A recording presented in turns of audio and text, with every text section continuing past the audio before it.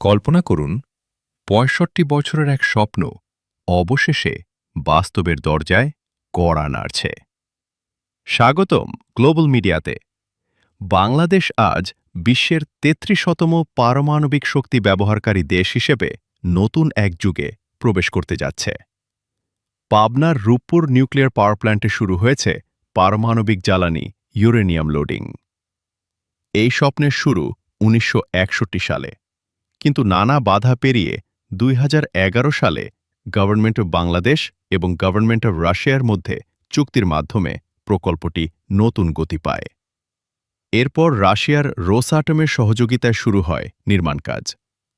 ২০২৩ সালে রাশিয়া থেকে বিশেষ নিরাপত্তায় ইউরেনিয়াম এসে পৌঁছায় রূপপুরে, আর এখন সেই জ্বালানি প্রবেশ করছে রিয়্যাক্টরের ভেতরে।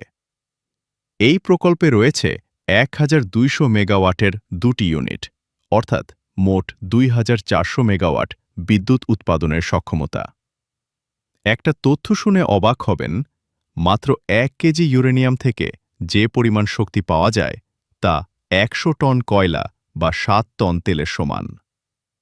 আর একবার জ্বালানি লোড করলে টানা ১৮ মাস বিদ্যুৎ উৎপাদন সম্ভব। এই বিদ্যুৎ কেন্দ্র দেশের মোট বিদ্যুৎ চাহিদার প্রায় ১০-১২% পূরণ করবে। শুধু তাই নয়, এটি বছরে প্রায় ২ কোটি টন কার্বন নিঃসরণ কমাবে, অর্থাৎ পরিবেশের জন্য এটি বড় আশীর্বাদ। নিরাপত্তার দিকেও রাখা হয়েছে সর্বোচ্চ গুরুত্ব।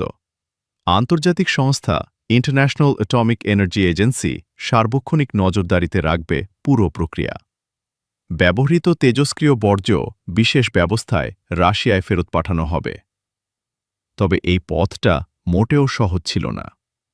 করোনা মহামারী, যুদ্ধ, ডলার সংকট সব মিলিয়ে প্রকল্পের সময় ও খরচ দুটোই বেড়েছে। এখন মোট ব্যয় দাঁড়িয়েছে ১,৩৮,০০০ কোটি টাকারও বেশি। জ্বালানি লোডিং শেষে ধাপে ধাপে পরীক্ষা চলবে এবং খুব শিগগিরই জাতীয় গ্রিডে পরীক্ষামূলক বিদ্যুৎ সরবরাহ শুরু হতে পারে। পূর্ণ ক্ষমতায় বিদ্যুৎ পেতে লাগবে আরও কিছুটা সময়, কিন্তু যাত্রা শুরু হয়ে গেছে। এখন প্রশ্ন হল, এই পারমাণবিক বিদ্যুৎ কেন্দ্র কি সত্যিই বাংলাদেশের জ্বালানি খাতে গেম চেঞ্জার হবে? আপনার মতামত কমেন্টে জানান।